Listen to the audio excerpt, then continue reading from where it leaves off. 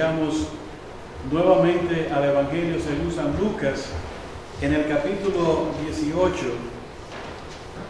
Y en esta ocasión vamos a leer un versículo que será el versículo 20, donde está mayormente centralizada nuestra exposición de la palabra de Dios en esta tarde.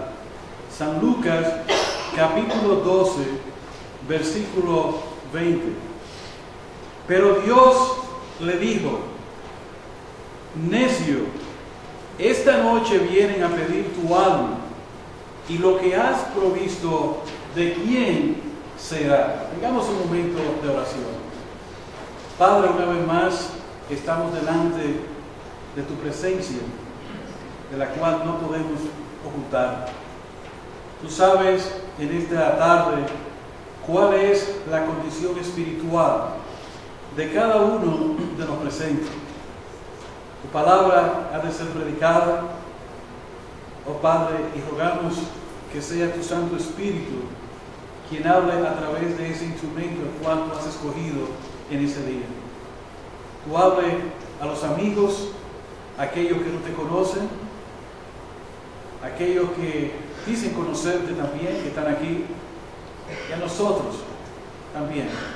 Que tu palabra, oh Dios, sabiendo que no regresará vacía, rogamos una vez más para que traiga frutos, sobre todo frutos dignos de arrepentimiento. Dirígenos pues en Cristo Jesús, Señor nuestro. Amén. El título de nuestra exposición en esta tarde va a ser un poco tal vez chocante para algunos de ustedes, porque no es el título acostumbrado que esperamos escuchar cuando venimos a la iglesia. Cuando venimos a la iglesia muchas veces esperamos escuchar de cosas que nos animen, no cosas que nos asusten, ni cosas que nos preocupen. Esa es típicamente la modalidad del mensaje en el día de hoy en la iglesia. Ahora, podemos decir en muchas iglesias, pero nosotros, siendo fieles a lo que estamos haciendo y que debemos de aprovechar una ocasión como esta para comunicar el mensaje de la palabra de Dios y sobre todo el Evangelio, que son buenas nuevas, que es lo que quiere decir el Evangelio, debemos de hablar este mensaje de alerta, el cual Dios trae al hombre, diciéndole al hombre que debe de ponerse a cuenta con su Dios, a través de la fe en Cristo Jesús. Pero esto se logra a través de un reconocimiento personal, y luego que usted reconoce, usted se arrepiente y abre su corazón a esta gracia que Dios ha manifestado. De manera que el título de nuestra exposición esta tarde, como dije, no muy cómodo, es el siguiente: cuando Dios dice, hasta aquí llegaste. ¿No suena bien eso? Hermano William, hasta aquí llegaste. Te di 50 años. Ya no está aquí, puedo decir lo que sea. Que hasta aquí llegaste. La verdad es que Dios tiene escrito el último día, año, momento, segundo y respiro que a usted le queda. Los días del hombre están contados. Este versículo nos dice claramente que Dios le dio a este hombre un tiempo para vivir y que en un momento determinado le dijo: hasta aquí llegaste. ¿Y saben cuándo llegó esa noticia a este hombre? Cuando este hombre estaba en su apogeo mayor. Porque algunos de ustedes dirán: pero si el individuo hubiese estado enfermo, si hubiese estado postrado en una cama, ya había vivido 70, 90 años, 100 años, estaba viviendo tiempo extra, era ya suficiente. Y el asunto es que la muerte llega a nosotros cuando estamos en el apogeo. Hemos visto personas que están agonizando y todo el mundo ha orado por ellas y no llegó su hora. Sin embargo, hemos visto otros que han estado en salud y dejamos de verlo al día siguiente. Y eso, Dios, como no ha puesto límite a nuestra habitación, a nuestro cuerpo, a nuestra vida, llegamos hasta ese momento. La verdad es que un día van a tocar la puerta de nuestra vida. La muerte va a llegar. Y yo sé que este mensaje no es un mensaje encantador, especialmente cuando estamos viviendo el final de un año y queremos terminarlo exitosamente y comenzar el otro y seguir el otro y seguir el otro y seguir el otro y pensamos como que el asunto no se va a acabar. He estado algunos domingos hablando a ustedes con el pensamiento del año 2012, mensaje tras mensaje, mensaje tras mensaje. No sé si se han acordado que siempre he hecho referencia al 2012. La verdad es que el año 2012 está a punto de morir. Si mis cálculos son correctos, a este año le quedan o le faltan aproximadamente menos de 32 horas para que esto acontezca. Cuando este año termine o cuando este año muera, este año va a rendir sus estadísticas de todos aquellos hombres, mujeres y niños que Dios le habrá dicho: hasta aquí llegaste. Según los informes estadísticos que tenemos a la mano y de acuerdo al índice de mortalidad que se refleja en la población mundial, esto quiere decir que tú y yo, en un año cualquiera, vamos a venir a formar parte de estas estadísticas. Aunque este año le falten menos de 32 horas, podríamos ser parte todavía, o podría darse el caso que el año próximo seríamos parte de esta estadística. Nosotros, cuando vemos estas estadísticas, debemos de asustar. ¿Cuál es el susto que debemos de tener? Que pasando nosotros por esta vida, hayamos pasado por este mundo, hayamos empleado nuestro tiempo, nuestros recursos en todas aquellas cosas vanas y pasajeras y no nos hayamos preocupado por lo más importante que hay en nosotros, nuestra alma. Nuestra alma es lo que a Dios más le importa de nosotros. Dios no quiere que muramos en nuestra condición pecaminosa. Dios quiere que el hombre viva, Dios quiere que usted viva. ¿Que iba muchos años en este mundo? No, que iba muchos años para con Él. Vida eterna. Y esa vida eterna solamente se logra a través del Señor Jesucristo. Ahora bien, si usted puede leer las estadísticas, se va a dar cuenta que el hombre no vive hasta donde Él quiere. Él quisiera vivir hasta donde Él quiere. Pero Dios le ha puesto límite a esta habitación del hombre, de manera que el hombre no va a vivir cuando Él quiera, sino que el hombre debe decir: voy a vivir los años que la gracia de Dios me conceda, pero mucho más aprovechado todavía. Si este hombre conoce al Señor Jesucristo, la palabra de Dios dice que andar en obediencia a Dios alarga la vida. Alarga la vida. Ahora, las estadísticas dicen que por cada segundo cerca de 1.78% de personas mueren. Por cada minuto 107 personas mueren. Por cada hora 6.390 personas mueren en el mundo. Por cada día 153.000 personas mueren. Y este año que va a pasar, el año 2012, que está muriendo, y con él van a morir muchas personas en él, cerca de 56 millones de personas van a morir. ¿Dónde están esas personas? Están reflejadas dentro de la población mundial de este mundo. ¿Y saben qué?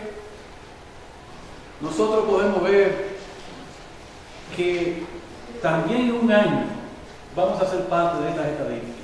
¿Y quién puede decir en esta tarde? ¿Podemos decir usted y yo que rehusamos formar parte de estas estadísticas? Absolutamente que no. Salomón decía en Eclesiastés 8:8: no hay hombre que tenga potestad sobre el espíritu para retener el espíritu, ni potestad en el día de la muerte. Y no valen armas en tal guerra, ni la impiedad, librará al que la posee. No hay hombre que tenga potestad para atrapar esto, para retenerlo.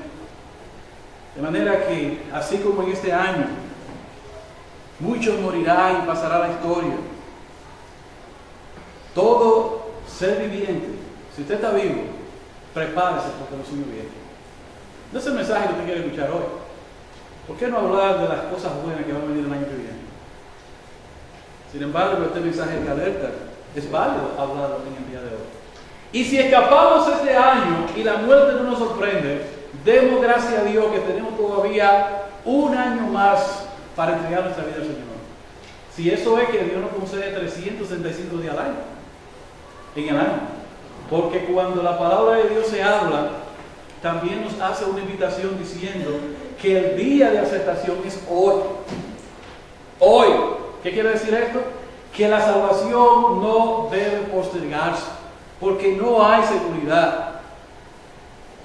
Ahora bien, cuando nosotros pensamos en esto, sabemos y tenemos que remontarnos que el hombre ha perdido esta batalla y que así como el pecado entró al mundo en el huerto del Edén, desde aquel mismo comienzo cuando el pecado entró, dice la palabra, que así el pecado entró al mundo, así la muerte pasó a todos los hombres por cuanto todo pecado, así mismo por la obediencia de un hombre, Cristo Jesús, el hombre se hace salvo, poniendo la fe en él. Romanos 5.1 dice, justificado pues por la fe, tenemos paz para con Dios. Pero hablamos al huerto por un momento. Cuando el hombre peca, en Génesis 3.19 dice allí claramente, del polvo fuiste tomado y al polvo volverás.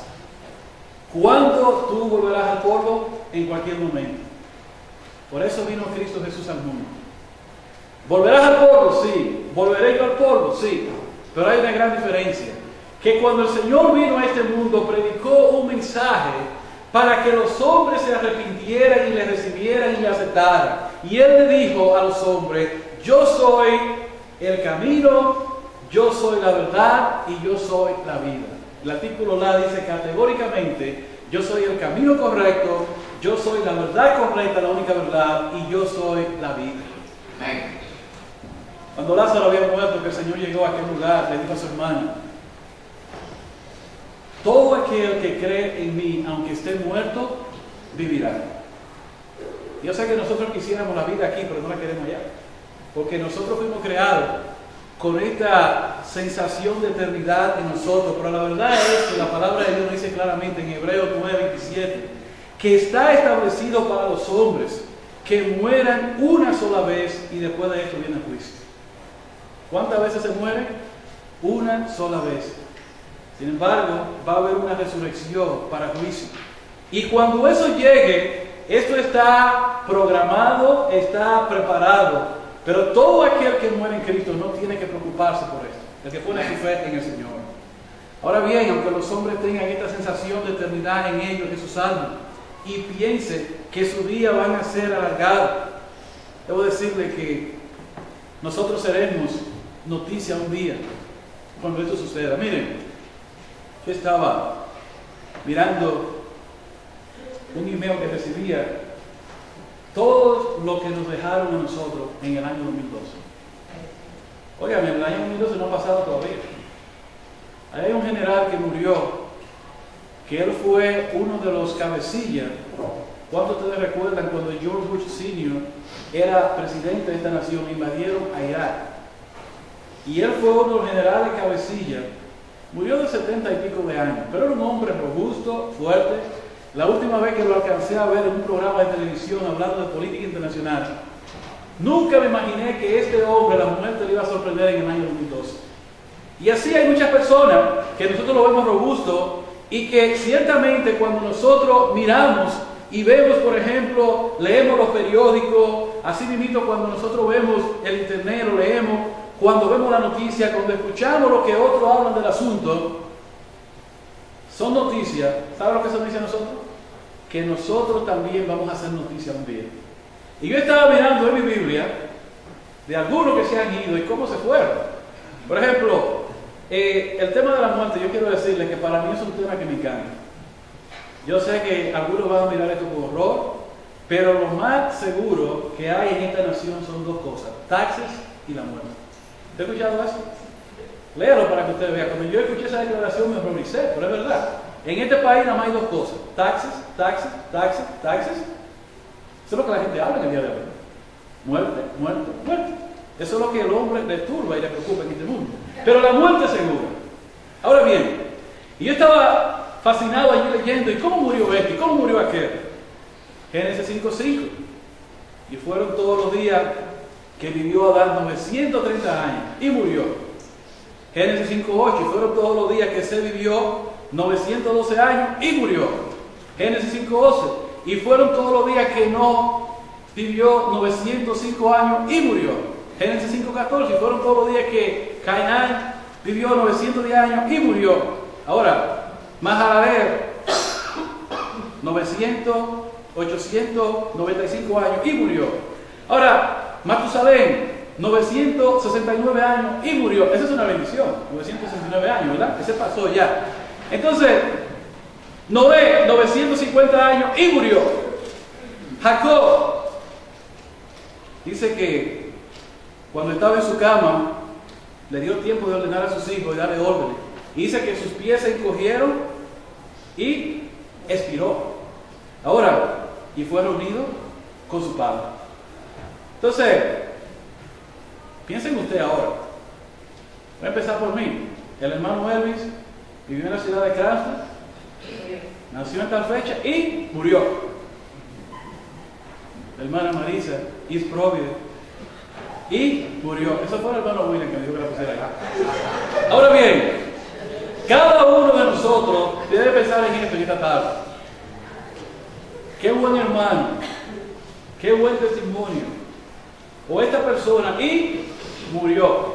Todo está bien, pero el único detalle que asusta es y murió. Y la gente no le gusta escuchar eso, nuestros hijos tampoco. Pero para el creyente la muerte gana. Si el apóstol Pablo, para que no se asuste, porque ¿es segura o no la muerte? ¿Segura? ¿Los jóvenes que están aquí es seguro? Alexia, ¿dónde está Alexia? Alexia es como yo, cuando yo tenía esa edad me veía así, pues hermoso. Es para que ya ha pasado el tiempo. Alexia, ¿es segura la muerte? ¿No? Los jóvenes no piensan en eso. A veces tenemos lleno de vida, nos levantamos, robustos. Claro, los que estamos ya, yo hoy pagué la nieve. Y yo no quería ni venir a la iglesia porque me dolía aquí. Pero a veces nosotros nos levantamos. A veces nosotros pensamos y decimos, ay, qué pena que aquel se murió. ¿Y sabes lo que va a pasar también con nosotros? Que alguien se va a poner aquí y va a decir, qué pena que tú te moriste también. Un día escuchamos la noticia, pero otro día seremos la noticia. Y toda esta gente, y eran gente buena, ¿sabe qué? Todos nosotros vamos a morir. Así como se muere este año, moriremos nosotros también.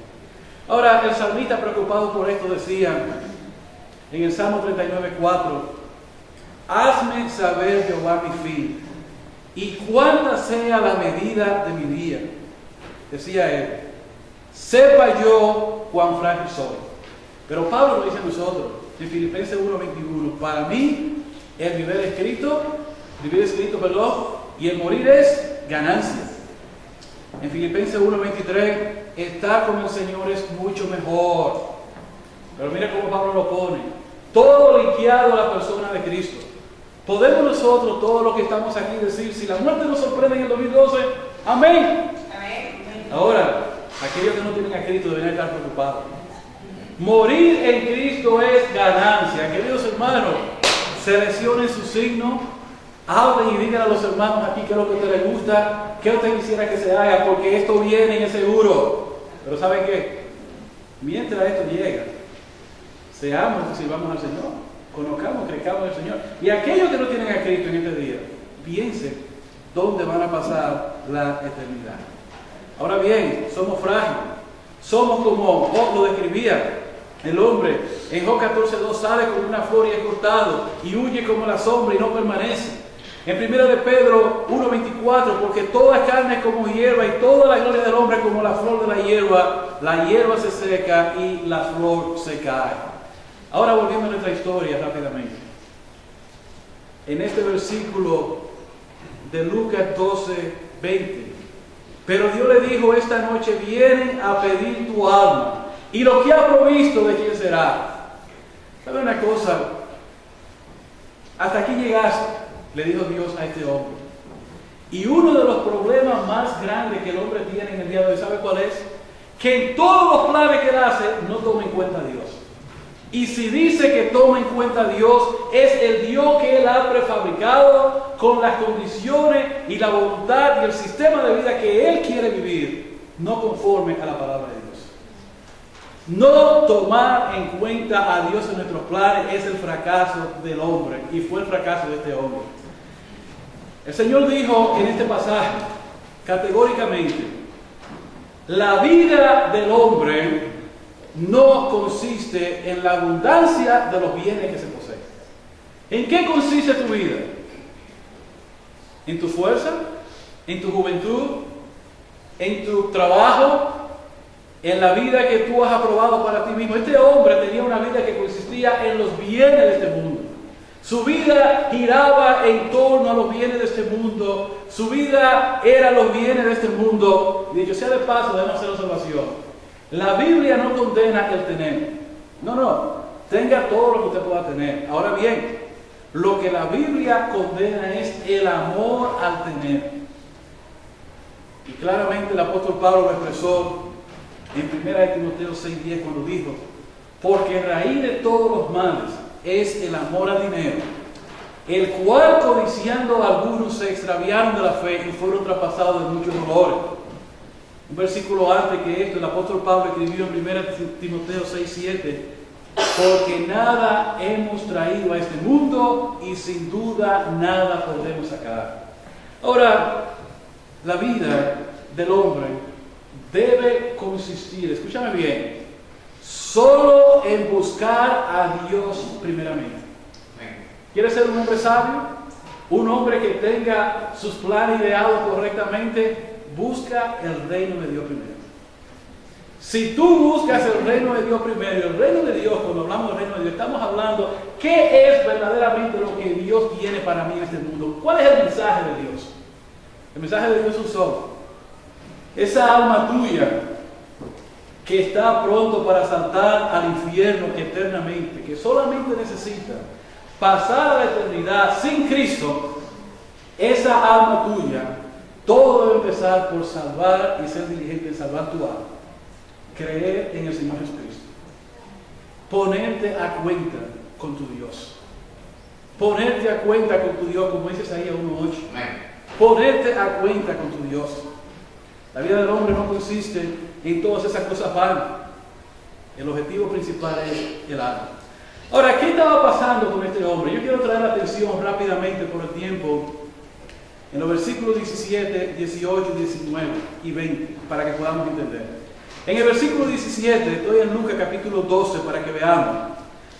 Podemos ver claramente que primero este hombre, que no tomó en cuenta a Dios en sus planes, él estaba turbado por los bienes que tenía. ¿Cuál fue la pregunta que hizo este hombre en el versículo 17?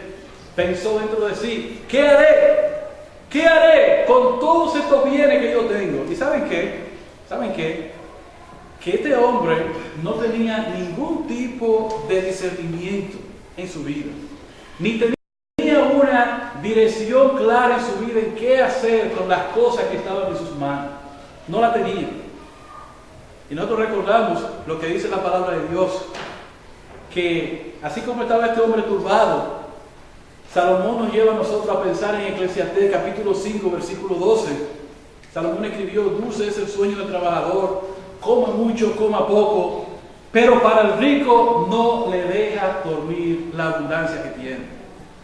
Hay una aclaración que la palabra de Dios hace en este sentido, una alerta. En Proverbios 23:4, proverbista decía, Salomón decía: no te afanes por hacerte rico, sé prudente y desiste. Pero el hombre tenía en su mente la abundancia de la riqueza. ¿Pueden aquellos que su vida y la esperanza la ponen en la riqueza, pueden ellos ciertamente dormir tranquilos? Uno de los problemas más grandes que tenía este hombre es que todos estos bienes que tenía no le dejaba tranquilo. Ahora, algunos de ustedes van a decir: yo no soy rico, yo no tengo bienes, yo no tengo esa preocupación. Pero es muy probable que, aunque tu problema no sea la riqueza, tú tengas otras cosas en tu vida que te turban y que no te permitan a ti buscar dirección clara de Dios en lo que estás haciendo. Te crees un autosuficiente. Ahora, la segunda cosa que nosotros vemos en este hombre, cuando todo esto le turbaba, en el versículo 18, se le vino una magnífica idea para él. Versículo 18 dijo: y esto haré, derribaré mi granero y lo edificaré mayor. ¡Qué gran idea tengo yo!, decía él. Cuando él pudo haber tomado todos estos recursos, probablemente darlos a los pobres, ayudar a otros, él dijo: no, todo esto lo voy a remover, voy a edificar algo mucho mayor. ¿Y sabe qué? Cuando él pensó en esto, él sentía una sensación de seguridad. Es una sensación de seguridad en sí mismo. Se sentía seguro con la nueva edificación que había hecho. ¿Y sabe qué? Dios destruye. Cuando el hombre dice paz y seguridad, dice la Biblia que viene destrucción repentina sobre el hombre. Lo que el hombre considera que es seguro. Miren, no hay seguridad fuera de Dios. El hombre puede construir lo que sea. Yo me imagino cuando la gente veía en esta nación las torres gemelas y decía: wow, pero qué tremenda torrecita se tiraron estos americanos. Y vino el enemigo, lo derribó en una manera dolorosa para esta nación. No hay nada seguro. Puede ser el barco más seguro, el Titanic, ¿dónde está? En el fondo del océano. Puede ser el avión más seguro. Yo recuerdo cuando se hablaba del Cóndor, del avión, decían que esos eran los aviones más seguros. Sin embargo, uno de ellos trató de aterrizar y se llevó un grupo de edificios y apartamentos y todo el mundo se quemó en ese avión. No hay seguridad fuera de Dios. Y este hombre pretendía decir: lo haré más seguro, lo haré más grande. Y parte de esto lo llevó a él a envanecerse. Una persona que no toma en cuenta a Dios y sus planes se envanece. En el versículo 19 él dijo: y diré a mi alma: alma, muchos bienes tiene guardados para muchos años, repósate, come, bebe, regocíjate. ¿Sabe lo que él dijo aquí? Él habló a su alma y sentía que lo único que él debía de agradar y de satisfacer era su alma, su propio ego, su propio yo. Muchos años. ¿Qué sabemos nosotros acerca de la vida? Santiago nos recuerda a nosotros que cuando vayamos a hacer planes, debemos de decir, especialmente Santiago, versículo 15 del capítulo 4, escribió: el lugar de lo cual debería de decir: si el Señor quiere, viviremos y haremos esto o aquello. Uno que no toma en cuenta a Dios, se habla a sí mismo, considera que no debe poner a Dios en sus planes, se envanece con lo que tiene y cree que va a durar mucho tiempo. Déjeme decirle, nada es eterno, todo se termina. Y eso empieza con nuestra vida. Ahora, cuarta cosa, y tiene que ver con el versículo 20. Llegó el momento en su vida cuando Dios le dice a este hombre: hasta aquí llegaste, vas a tener que enfrentarme a mí. Y está en el versículo 20. Y Dios le dice: lo que ha provisto, ¿para quién será? Y le llamó necio, porque todo aquel que no incluye a Dios en sus planes es un necio.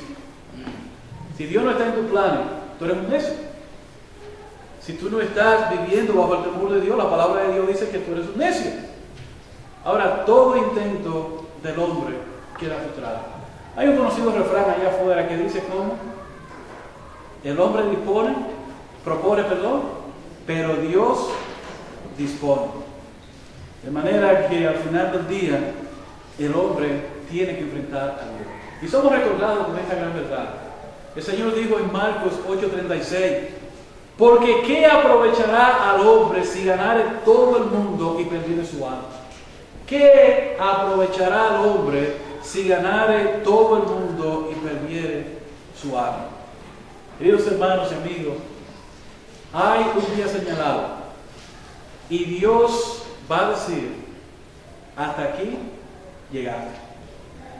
Eso es para todos los que estamos aquí. Si Dios dice: hasta aquí llegaste, puedes decir tú: he vivido todos estos años, Señor. Amén. Puedes tú decir: he perdido todo el tiempo, no tengo a Cristo en mi vida.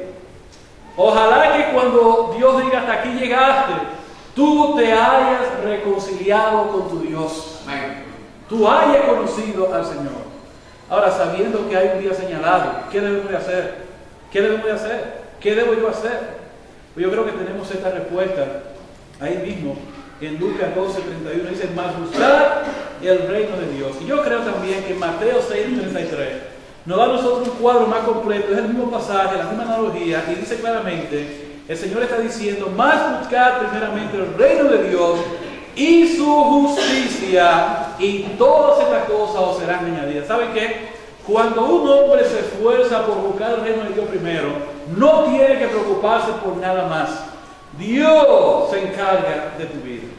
Y saben que este reino de Dios nos hace pensar en lo siguiente, que debemos de reconocer nuestra condición como hombre, si hemos vivido o no tomando en cuenta a Dios.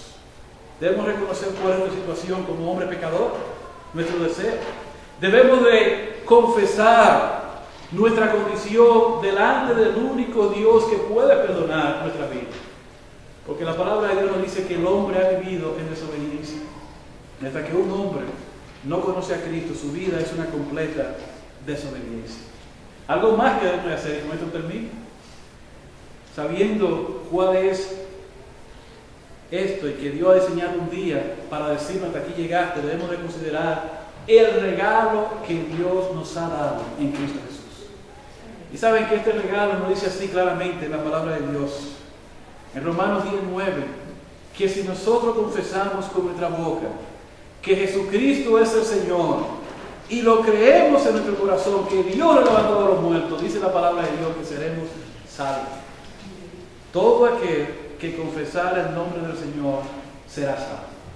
De manera que antes que ese día venga, hasta aquí llegar, Dios quiere que lo tomes en cuenta a Él y que lo tomes en cuenta en todo tu plan. Todo empieza con buscar primero el reino de Dios. ¿Seguro que Dios va a decir un día hasta aquí llegaste?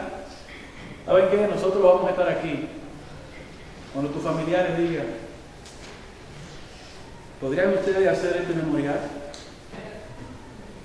Y tal vez vamos a estar aquí, creo que sí que vamos a estar aquel día. Si tomaste la decisión sabia del Señor, cuando el Señor y estemos todos allí, veamos que tú aceptaste la gracia de Dios. Que el Señor te bendiga. Amén.